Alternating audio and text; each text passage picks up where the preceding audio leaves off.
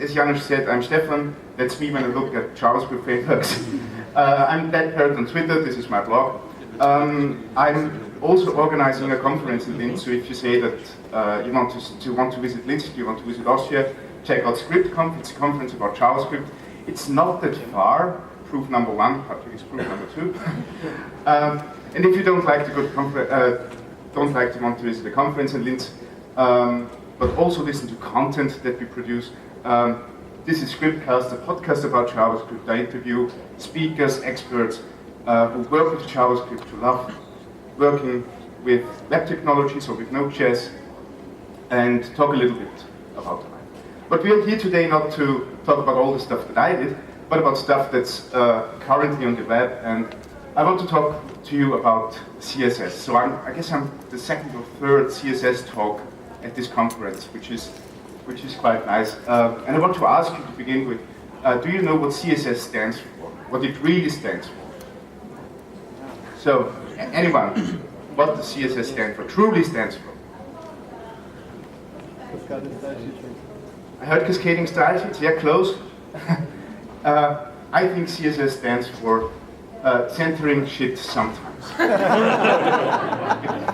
Because it's still one of the hardest problems in layouting. So I want to talk to you about layout. Whoops, sorry, spoiler. I want to talk to you about layout because since the beginning of CSS, and I guess CSS was invented in the late 90s, there wasn't one true way of doing proper CSS layout. We had things like display box, display inline box, position absolute, or float layouts, table layouts, all hacks, all things that had a different purpose that CS developers used to create column layouts, page layouts, whatever. So I have here a rare video recording of a CSS spec writer and CSS developer talking about how they do layout. Let's have a look. Oh yes. Very slow. Very slow. And when you're down here with me, you flop dog! That's kind of scary, isn't it? So I hope you're now awake, everybody. But yeah, so floating is funny because floating was meant to put images next to text. This was the reason float was invented in CSS. But people used it to do all kinds of layouts. So first, CSS developers are super creative, not only because they style things, but also because they use technologies that were not meant for that purpose to create some other purpose. And it took us a while to overcome all those hacks and have proper means for CSS layouting. And they found out in 2009 that the neat ways of layouting, and Flexbox, which I'm going to talk about right now, I can later quit, is one of the first proper CSS layout algorithms. It was invented around 2009, first some weird specs, later on it became more stable, more easier to use. And I'd say since about the last 3 or 4 years, you can use it really safely, and it's also a lot of fun. And Flexbox is not the holy grail of CSS layout, it's more like an algorithm for a single line space distribution. This sounds totally weird, but I'll get into that just in a minute. And since I'm very short on time and have like 2 huge specs to explain today, let's go just to the editor and code right away. So, yeah, disclaimer, this is live coding. I will screw up, definitely. So what I have here is some sort of navigation. So it's a list with list items, and I want to have it like the typical website navigation, like the company logo on one side and some few buttons that you can click. And with previous methodologies like float, I would go to one of those items, say for left, you all did that, and I would have the right arrangement of those items. But as said, this was meant to float, to let images or contents float next to text. If I write something here, it goes in line. So I would have to create some sort of clear fix or something to stop the one layered algorithm that I just set on. This is kind of quirky. So you see, that's a hack that was not meant to be. Remove one of those clear fixes in your CSS and all your layout is okay. The other way it would be display inline block for all those items. But then you see a few other problems. Like, first of all, you see this item actually has a background. Wow! So we haven't seen the load layout because you don't have any height anymore in the DOM. Now we have the proper container, but all those items are kind of weirdly arranged. It's because this inline block puts elements on the baseline of the text. This is also, again, something to lay out items on a text line. So where you have the line of the text, like here, this image is placed because it's just on the same line. That's also not something that you want. And lots of people tried this. And you also see those little spaces in between. That's because that's treated as a character. And if you have ordering like that, it interprets as like a space. So this is basically, I just set 6 items of text next to each other. So lots of people try to work with this, but actually bringing something like the image on the same line as all the rest, I heard web developer relationships broke up because people got so crazy about the thing.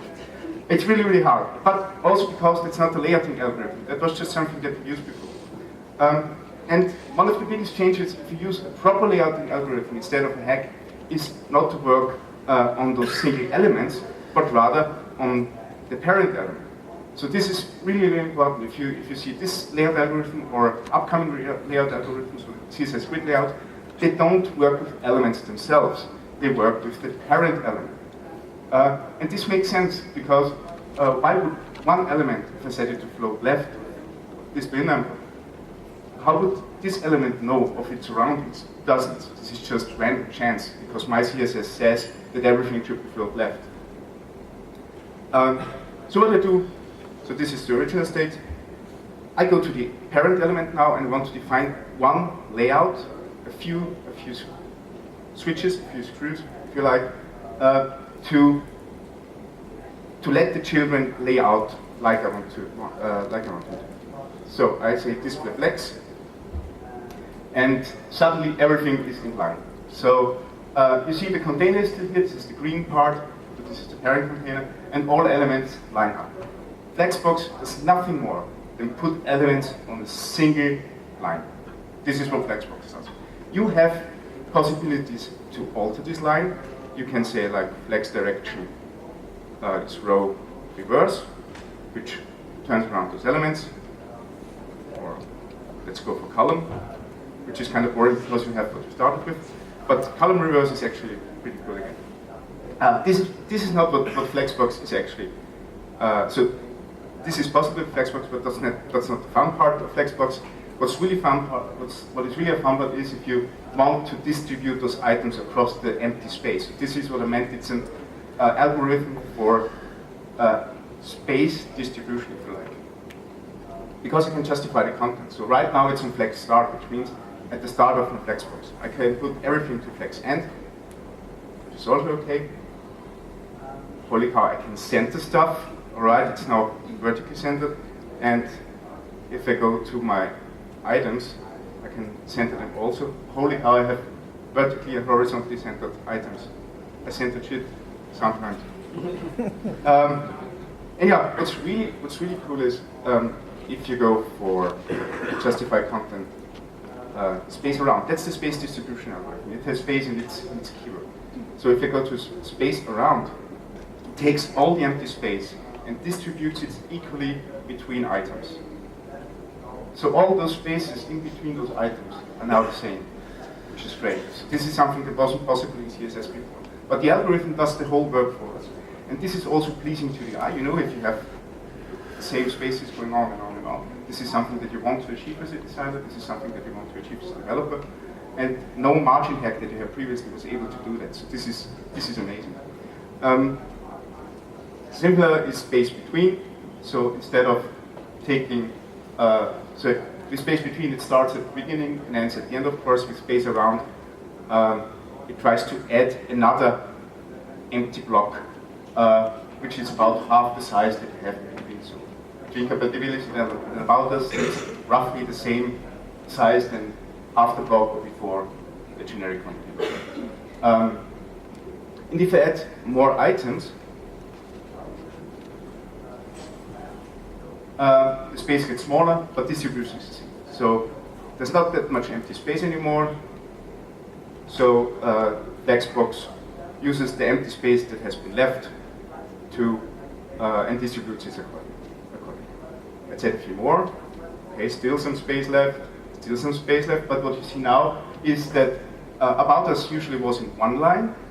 Now it's in 2 lines, and that's because if there's not any space available anymore, all those items go back to the intrinsic layout, which means they just take as much space as they are able to get. So they shrink in that regard. That's why I can add a few more and still have enough space left. If I add another one, you see that since Flexbox just works in one line, the whole box gets wider than the screen. So this is something that's kind of annoying. We can work around that when we say flex wrap. What wrap is here? What Flexbox does then is starting a new line where the same layout algorithm applies. So again, space around, space equally distributed, but in a second line. This doesn't make Flexbox a 2D layout. It's just, if I don't have space on my one line, I just create another line, it will just work just the same. But you can start working using this thing for galleries, responsive galleries, for instance, because this thing is hugely responsive as well. Aligning like it should be. So the idea is that you give Flexbox just a few settings, and it will figure out the rest. This is something that is totally different on how it lay out previously, because we all had those pixel layouts where we had those 200 pixel columns, 300 pixel columns, etc. This doesn't work in the age of responsive layouts. So in the age of responsive layouts, it's a lot better to just let the browsers do their work and figure out which space is available and fill the space accordingly. And that's what Flexbox does. Flexbox was deliberately designed for responsive layouts. Right. What you also see is that items are all on the same, all the same height. This is also something that wasn't we weren't able to do previously, to have the same sized columns. So if you think of them as columns, they all have the same size, but it doesn't have to be. So this is because now that we defined the main axis and how the main axis should be, we can define how items on the main axis should be. And this is done with align items. So align items tells us, now that I have my main axis defined, how should it behave there? And stretch is the original value of this. So it stretches over the whole line that is available. I can also say go to, again, flex start, then it's on top of the line, flex end, it's on bottom of the line. We had already centered, and I guess I have to go forward to complete. Yeah, one thing that's also pretty cool, if you long for the states of inline block, you can say baseline, and you have again this weird thing where you have everything like a character. So this is the main thing that Flexbox does in a nutshell. We have a one line where we can equally distribute the space and set items on that line. We can create more lines if we need to, and we can position elements on it. Let's go for something that's more pleasing to the eye. Let's go for a line center. I just changed the height a little bit to, let's say, a third of the viewport. What you see there is then, if you have more space available in height, those lines get equally distributed across the space. But you can also change that or work around that. So we first have had how to place, how the distribution on the line works, how to place items on the line. Now we can work with those lines themselves. And the property for that is align content. And the line content is typically, it's not center, I guess it's space around. I guess it's space around, that's the starting value. We can also say space between, which puts it on the start and on the end. Or if we have not that much room available, it creates equal space distribution there. And of course we have everything that we have with the other parts as well. So let's go for flex end, it's on the bottom, flex start, and you have seen center already. So again, it's almost, I don't know, a dream come true. We can center in 3 different ways, so centering is finally possible. Anyhow, let's go back to the original menu. Not that many items. Justify content is space between line items, center line content center, that's okay, and reduce the height. So this is a navigation appealing to the eye. That's something that you would do on a standard website like we do on DYNATRACE.com. You have this big logo and want to distribute those elements equally. But what if you have an element that wants to work a little differently? And that's also something that you can do with CSS Flexbox. And this is also one of those rules that I want to give you. So every new CSS layout is working on a parent level. So the parent defines a set of rules where layout should work. And after that, children can rebel. So I'm now a father of a 3-week-old boy, and I know that no matter how many rules I want to define, my kid thinks otherwise. So if I go to one of those items, like let's pick the product item, give it a different color.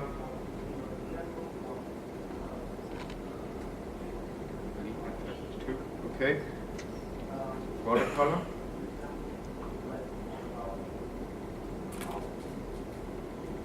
Do they have a typo in here? Ah, no, here it is. Okay, let's do it like that. Here we are. I'm with home, all right. Let's go for product for this one. If I think this item should have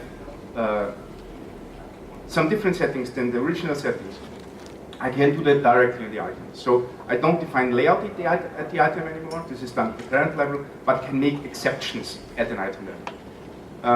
One of the things that I like most is order. So if I give it order 1, it suddenly comes at the end of this line. This is because the standard value is order 0. So with order 0, all items are ordered in that way. This is an integer. I can give it a negative value, and I suddenly have it at the start of my line, or wherever I want it to be. This is really good for some responsive layout page where you have an image and a text, like a headline. You know what? Let's create a demo. This is really impromptu now. We have an image here. Place 300 times 300. Does this work, internet gods? Yes, it works. I have a headline. This is my headline. And some lorem ipsum. Alright, so this is some kind of text, and this is the original order. I want to float this image on desktops. Alright, this is also something that's what we usually do. That's what float was intended for. A little bit of margin, wonderful. Alright, so, but on mobile versions, let's say if this image is really, really big, I don't want to see the image first and later on the headline. I want to change that. So on a mobile version, I would do something like that. I give it a layout flexbox. Let's give it a class just to make sure. And it's display. Thank you very much. And I give it a flex direction of column, so I have the original layout, and then I go to this one headline there. See order 0 or order dash 1 minus 1. Then I have the headline in front of the image, perfectly for responsive layout. All right, so I have to look a little bit on the time because I'm still at the Flexbox part. I haven't touched quickly layout yet. So back to the presentation. You will get the slides, and with all the slides you have like a primer on all those Flexbox properties and what they do. So something for you to play around.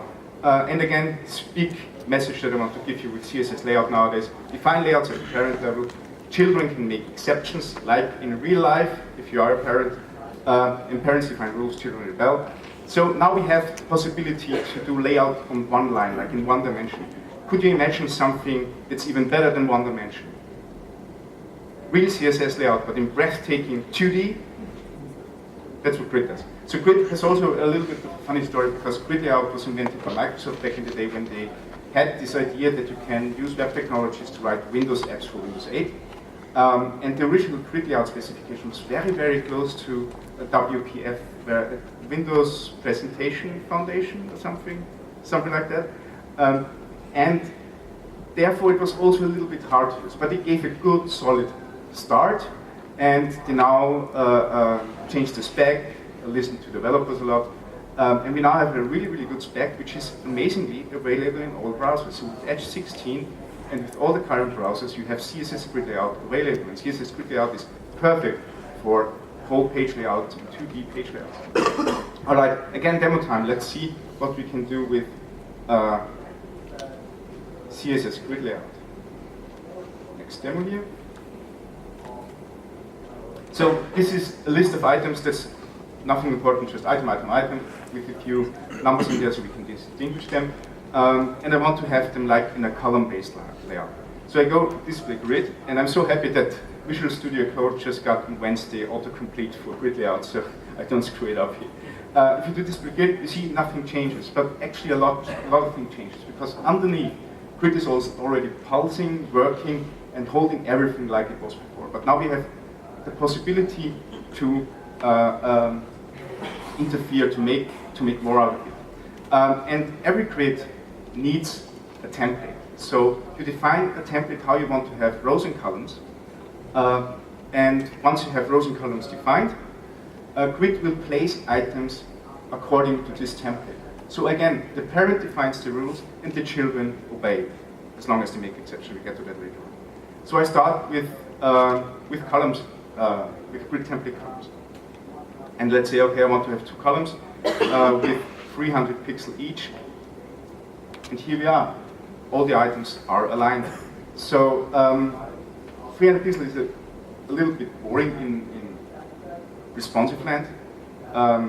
What would be better if you could use percentage? And there's a new unit for CSS grid layout called fraction units. So I can say I have one column with one fraction, one column with two fractions, and one column with again one fraction. I have three. Okay, I need some padding. This is also something that's pretty good in grid. I just add a gap of 1 rem, and you see you have 3 columns. The middle one is twice as in size than the other ones are. This is pretty neat. But most of the time you might want to have something like that, 1 above, 1 above, 1 above. And it gets boring if you would have to repeat that all the time just to get other column sizes. So what you can do is use the repeat function and say I want to repeat that 3 times, 1 at bar, and have a 3 column layout. 4 times. Or pretty neat. Alright. Again, grid layout is done for responsive layouts, so there's a little bit more magic to it as well. Let's go back to, let's say, a 200 pixel layout. So you just want to have 200 pixel columns. And you want to have as many columns as they are possible. Okay, as they are possible. Then you get something like autofill. If you add autofill, grid layout will define how many columns that you need at the current size of the window.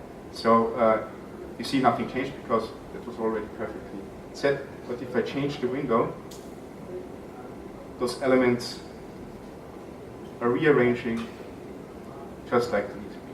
This is pretty awesome.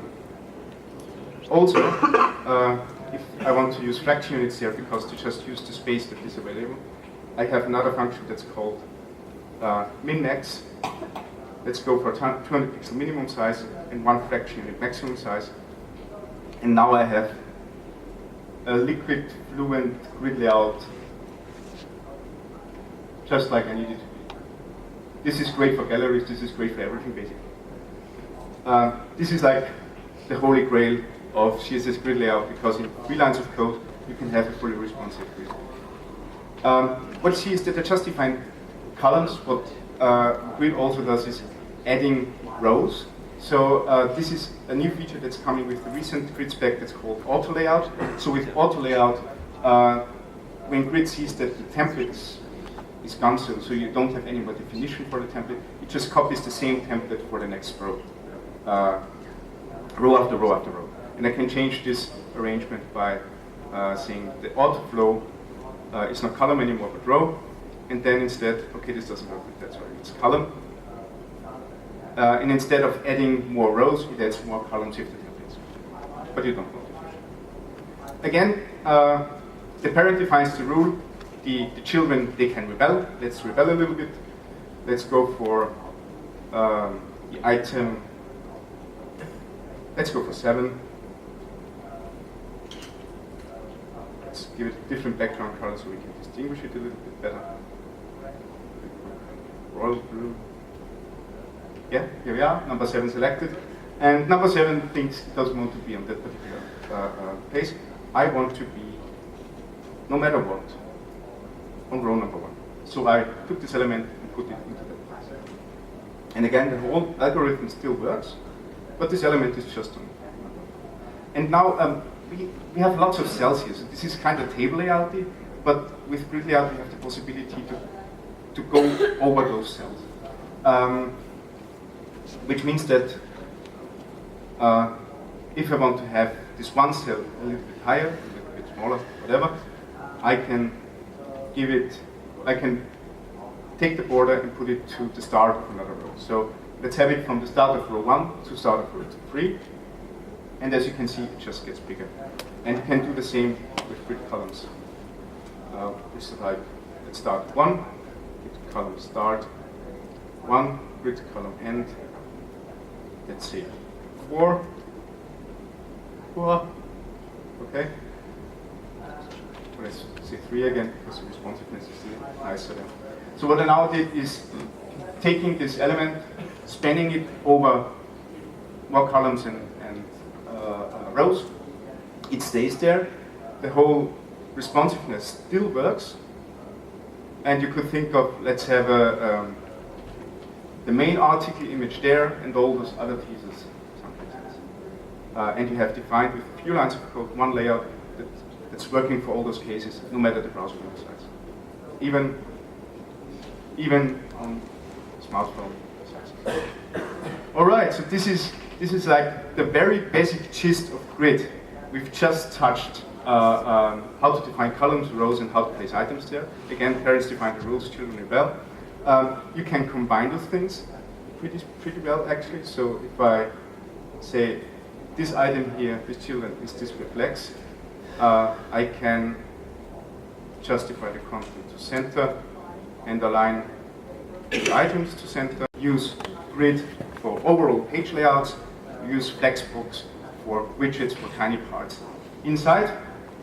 And with the gist, again, I have for you all this information available later on slides with that amazing video, because that's just pure magic to me. Again, define templates, let auto layout do the rest. You can use grid now with just a few properties and achieve amazing results. Again, parents define the rules, children rebel.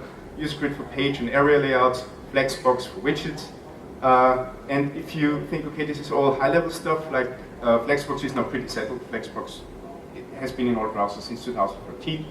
Grid layout just arrived, and it's also available in all the browsers. How can I use it safely?